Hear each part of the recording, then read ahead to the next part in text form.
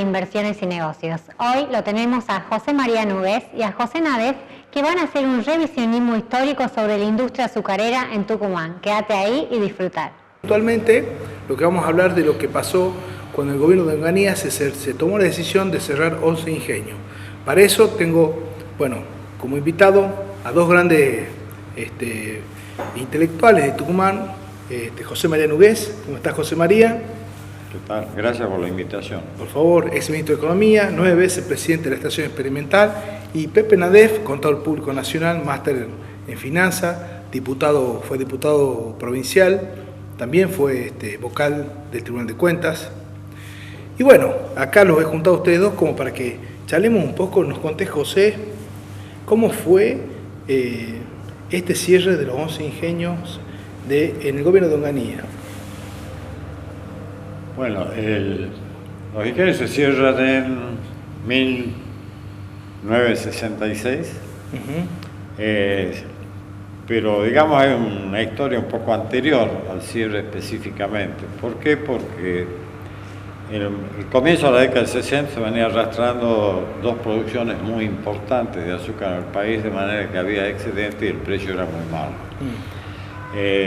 La cosa se corrige en 1963, porque el huracán Flora destroza el cañaveral de Cuba. Cuba desaparece prácticamente en el mercado internacional y el precio subió en un nivel en ese momento muy importante. Eso más o menos niveló la crisis que se había acumulado antes por los problemas de sobreproducción. En el 64 la zafra fue razonable, pero en el 65, por los problemas que existían en el mercado internacional, empezó a existir una nueva sobreoferta de azúcar, el precio no era razonable. Pero el secretario de Comercio de la Nación, en el fin del año 65, el secretario de Comercio decide, a pesar de que por ley se determinaba que el Banco Nación tenía, a través de préstamos prendarios, financiar el pago a cañeros, en base a lo que se producía por mes, esa disposición del Banco Nación prácticamente dejó en el mes de julio sin ningún tipo de financiación, porque se hizo absolutamente de golpe esa medida. Esa medida automáticamente, ¿qué? ¿Quién era el ministro de...? Seferer. Jorge Seferer. Se suspendieron en ese momento todo tipo de financiación y entonces se acentuó lo que ya en el mercado internacional venía cayendo el precio, se acentúa por la falta de financiamiento y después por la caída del precio. De los precios. La crisis se produce toda la actividad azucarera en su conjunto, acá en Tucumán, y problemas sociales derivados de los atrasos de los pagos a cañeros, al personal de fábrica y demás, que fue bastante duro. Y eso lleva a que se tomaran nuevas medidas bajo el gobierno de Ilia, la ley 16880, que es de emergencia azucarera, tratando de corregir los problemas que se habían producido por falta de precios, por exceso de oferta de azúcar y demás, que hacía el precio muy malo. Viene el golpe de Estado, luego de los problemas de Azules y Colorado de esa época, toma el gobierno, sustituye a Ilia Onganía y nombra un ministro de Economía, que era Jorge Salimey. El Colegio Salimey, usando esa ley de 16880 que no había tenido, porque esa ley se aprobó el 30 de diciembre del 65, esa ley no había entrado en plena vigencia, pero en alguna parte de los considerandos de la ley se hablaba de la crisis que vivían algunas fábricas de Tucumán. En realidad no era un problema de Tucumán, sino era un problema en ese momento del mercado azucarero nacional y el mercado azucarero internacional, porque los precios en el mercado internacional habían caído mucho. Estamos hablando en este momento, porque en ese momento era de 6 centavos la libra. 6 centavos la libra eran 130, 140 dólares. Y 2 años antes se había vendido el azúcar a 450 dólares. A dólares. Fue un desplome. Un desplome total. Pero el argumento que se tuvo es decir, bueno, hay que superar la crisis azucarera porque los problemas sociales de la provincia, qué sé yo. Sí, se olvidaron de que la crisis estaba básicamente centrada en la caída del mercado internacional e incluso los problemas del mercado nacional. O sea, doble aspecto. Sí. Ahí se interviene, base a la disposición de Salimey, sale un decreto interviniendo primero 9 y después cierran 2 ingenios más, cerraron 11 ingenios en agosto del año 66. Eso inmediatamente creó un feroz problema porque, para más o menos tener una idea, en ese momento, antes del cierre, el elenco estable de trabajadores del sector azucarero era aproximadamente 85.000 personas en el conjunto de ingenios. Y prácticamente, luego de la intervención, el sector de trabajo disminuyó en casi un poco más de 30.000 personas. Tremendo. O sea, y si multiplicamos por una familia tipo 30.000 personas por 5 personas, en ese momento se calculaba la familia tipo en Tucumán, eran prácticamente 200.000 personas que se quedaron sin trabajo, cerca de 200.000. Ahí te corto porque lo quiero poner a jugar en esta entrevista a Pepe. ¿Qué te animás? ¿Qué es lo que te gustaría preguntarle a José? Sí, él lo ha vivido con intensidad a ese tema, José María. Muchos temas de la historia económica de Tucumán los ha vivido en plenitud y lo conoce bien el tema. La pregunta que yo quiero hacerte es cómo se toma la decisión, un poco más vinculado al tema de los personajes, porque Néstor Salimey no era un economista, no era un funcionario vinculado al tema económico de nota, más bien era un amigo de Onganía. Él después lo reemplaza por Krieger Bacena, que dicho sea de paso, es el ministro de Economía que pone las retenciones al agro, Krieger Bacena, que después cuando llega Perón las elimina en el año 73, reuniéndose con la mesa de enlace de esa época, que eran las mismas 4 entidades agropecuarias. Pero volviendo al tema, ¿quiénes son los personajes involucrados en el cierre de los ingenios? Para que veamos cómo se toman decisiones de tanta trascendencia, con tanta liviandad, con tanta negligencia, con tanta desaprensión. Eso me gustaría que lo vea, que nos informaras de eso, José María. En realidad sí hay un mar de fondo. Una, digamos, la realidad del mercado, que no lo es comprendido, y yo diría que si nos remontamos a la historia, el Ejecutivo Nacional, yo diría que desde fines del siglo XVIII en adelante no ha hecho otra cosa que agredir de distintas formas a la actividad azucarera del país, no digo solo de Tucumán, la del país. Tanto es así que, por ejemplo, en 1912 se fija un precio oficial para el azúcar de 4 pesos 10 los 10 kilos, o sea, 41 centavos el kilo. Ese precio se mantuvo a pesar de hasta 1945, fue el precio oficial que tenía el azúcar. Pero por otro lado hubo excedentes de azúcar y no autorizaciones de exportar excedentes, a pesar, y el precio se mantuvo durante años, y resulta que en 1920, con la caída de la producción azucarera en Europa por la Primera Guerra Mundial, esa feroz caída del Bueno, pero mercado. disculpame que te interrumpa, Sí. José María. No, lo que te, El cierre de los ingenios, es lo que te concretamente, quiero de los decir, 11 ingenios, lo que te quiero decir ¿cómo lo se siguiente. da y qué influencia tienen? Comentan de que tuvo mucho peso la decisión de los ingenios del norte.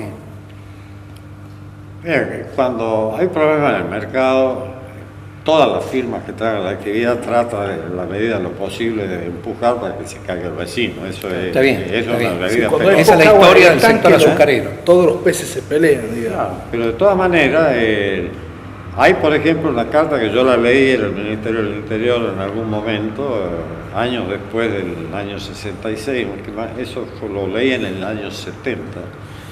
Hay una carta dirigida por el jefe del tercer cuerpo de ejército al entonces que estaba Ocaría de presidente, en la cual ¿Quién era el él jefe del propone- tercer cuerpo de ¿Qué? ejército? ¿Quién era? General Alzogaray. Julio Alzogaray. Julio Alzogaray.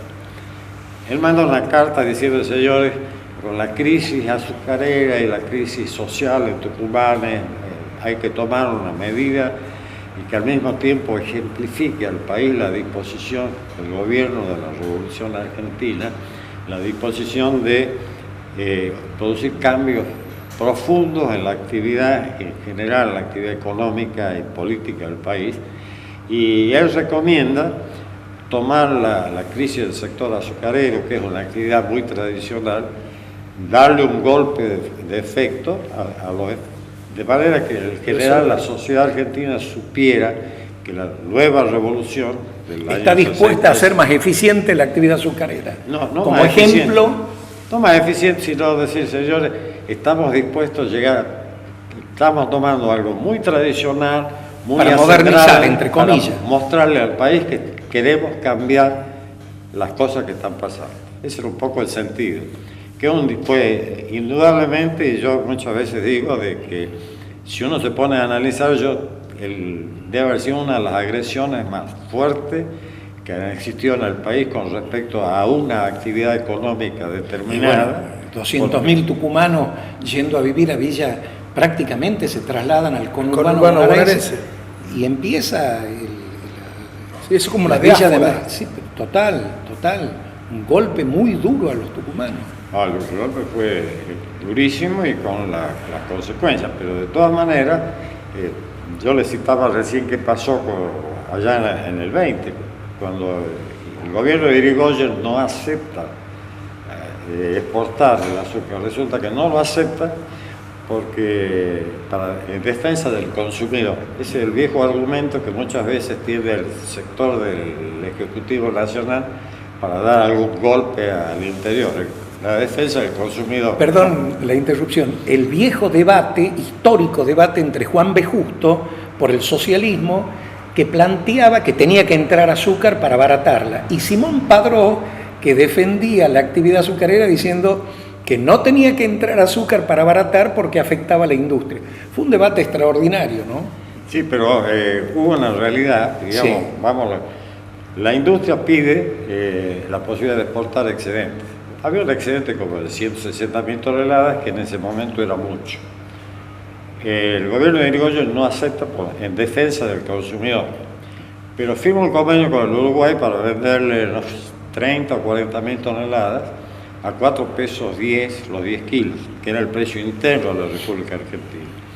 Pero en esa misma época, en ese mismo momento, Italia compraba azúcar a 12 pesos moneda nacional el kilo, o sea que era prácticamente casi 10 veces más el valor que pagaba el mercado internacional y que no se pudo exportar por la disposición del gobierno de Irigoyen, que fue un golpe muy...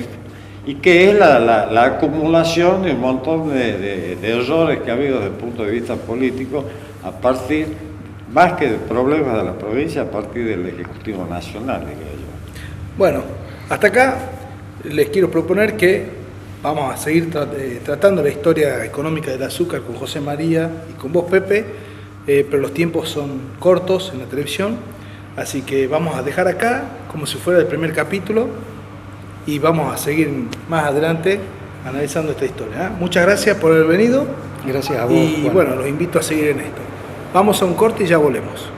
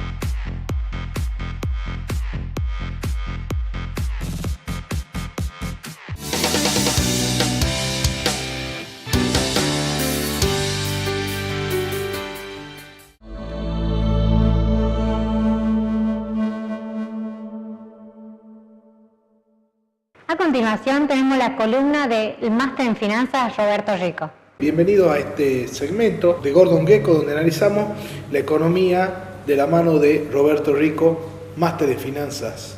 Juan, ¿qué tal? Un gusto estar acá en tu programa, en esta nueva columna de Gordon Gekko. Bueno, Roberto, muchas gracias antes que nada. Pero ya introduciéndome en el tema, mirando un poco, haciendo un análisis large de la economía, sí, vemos que el déficit fiscal sigue siendo un tema. Ya hablamos de casi más de $1 billón de pesos en Levax. Esto tiene un costo financiero muy grande, si bien Sturzenegger recibió una base monetaria, prácticamente una base monetaria de 300.000 millones de pesos en Levax. Hoy ya estamos en $1 billón. Esos 300.000 eran más o menos $20.000 millones. Se estima que a fin de año estaremos en los $50.000 millones para sostener el problema de el déficit fiscal financiado por la cuestión económica, digamos. Sí. Ahora, ¿vos pensás que el gradualismo va a tender a hacer una disminución? A ver, esto tiene sus logros, lo estamos viendo. Hemos pasado una inflación del 40 al 20%, más o menos. Vamos a tener un crecimiento de entre el 1.5 y 1.8. Sí. Ahora, lo peor ya pasó, pero el beneficio no llega a la gente y seguimos con esta cierta, podemos decir, cierta cuestión de bomba, ¿no? Que porque no es mucho dinero que el Estado está pagando para sostener. Me diría, Juan, lo que haría primeramente es decir desde dónde partimos y dónde estamos. Sí. Partimos primero, es obvio que Sturzenegger, cuando se hace cargo del Banco Central, recibe también por su parte una economía que venía de esta inflación. Totalmente. La estanflación es uno de los peores escenarios que se puede encontrar en un Banco Nación, porque esta inflación, ¿qué dice? Tenés elevada inflación, sí. Acuérdate que veníamos de inflación cercana al 35%, con picos de 40. Picos de 40, sí, que la podríamos denominar semigalopante. Sí, la inflación semigalopante tiene 2 dígitos, ¿verdad? Y todavía no se convierte en galopante porque hay factores que la hacen variar. Tenés una recesión del económica, tenés decrecimiento del PBI, tenés un crecimiento del desempleo y un estancamiento económico. Esa es la estanflación. De ahí veníamos. Entonces se toma... Ese era el sistema cerrado, con el corralito y todo eso. Sin hablar de todos los cepos, sin hablar de todos los... Exactamente. Corralito. El Estado tiene 2 cosas, política fiscal y política monetaria. Fiscalmente, mucho ya no puede tocar los impuestos, menos los subsidios, ¿verdad? Entonces, ¿qué? Lo que vos bien decías, con la política monetaria. Vamos a reducir el gasto fiscal. Una de las metas de este gobierno, en ese momento, es de reducirlo, ¿verdad? A 3 o 4% la reducción en relación al PBI. Ya es una meta difícil de cumplir porque hay mucha emisión monetaria todavía justamente para financiar el gasto público. Pero viene desacelerándose. Esa es una ala positiva de lo que sería la política fiscal. En la política económica, ¿qué pasa con el Banco Central? El Banco Central Está bien, la inflación si bien de enero fue 1,5%, la de febrero 2,5%, la de marzo 2,4% y tuvo un pico interesante que fue la de abril de 2,6%. Sí. Bueno, eso entonces, ¿qué pasa con el Sturzenegger? Dice, hay que tomar medidas. Como ya estamos con las LEVAX, ya no podemos seguir con las LEVAX, toca la tasa de interés. Algunos dicen, bueno, pero está bien, en la ortodoxia puede darse, pero no sé, algunos discuten el efecto que tiene eso de subir la tasa de interés. Pero ponerte, Juan, en los zapatos de Sturzenegger, no hay muchas cosas por hacer. No. Y realmente yo creo que es acertado subir la tasa de interés. Porque está controlada la situación. A pesar de que dicen, sí, guarda, puede venir una bicicleta financiera. Pero yo creo que a esos niveles, tasas de intereses, no sé si estaríamos para ir completamente en una bicicleta financiera como ocurrió en otras épocas. No, a ver, la diferencia es tener una inflación al 20, al 21, la tasa de interés al 24, la ganancia un 3%. Claro. El tema es que sí, hay grandes capitales en dólares que entran, cambian y se van al ETE, digamos. Pero bueno, no hay mucho más que hacer. No hay mucho más que hacer. ¿Qué cosa le está el resultado? O sea, esta medida la tomó el mes pasado, pero ¿qué pasa? Vos te das cuenta que hay pequeños rasgos de reactivación, pequeños rasgos de cuestiones positivas o que está saliendo el sol. Por ejemplo, vos sabés que si bien la inflación creció, porque sí, de enero de 1,5 a abril de 2,6, ¿verdad? Viene crecimiento de un ritmo de más o menos 2,3, 2% mensual, ya es elevada. Pero en mayo se estima que va a estar entre 1 y 1,2. Eso sería el escenario ideal que buscaría Sturzenegger, que se llama desinflación. Sí. Él sueña con una desinflación. Desinflación es una versión de la inflación, ¿verdad?, que viene desacelerando, viene creciendo a tasas menores y es menor que el mes anterior. Ese sería un escenario ideal. Pero ¿qué pasa? Y voy a destacar una herramienta elemental que tienen todos los bancos centrales y por supuesto que toma Sturzenegger como punto de partida, que se llama la core inflation, inflación núcleo o inflación subyacente. Es la inflación que en su cálculo, ¿verdad?, desestima todo lo que son los bienes regulados por el Estado, en energía, transporte en especial y todos aquellos bienes estacionales, como puede ser, por ejemplo, algunos alimentos, el mismo turismo. Al tener menos datos para computar, se hace más rápido el cálculo y va directamente, el impacto es mayor en los resultados. Para cerrar, hay que ir viendo, se entregaron 6.800 millones de pesos ya en el tema de los créditos hipotecarios, tanto el UVA como Mi Casa y la reactivación del Procrear, y la obra pública nacional se está reactivando. El impacto, Juan, se va a notar en el tercer trimestre. Eso lo que voy a decir es fundamental. Y eso va a cambiar el dato. La obra pública, eso es fundamental.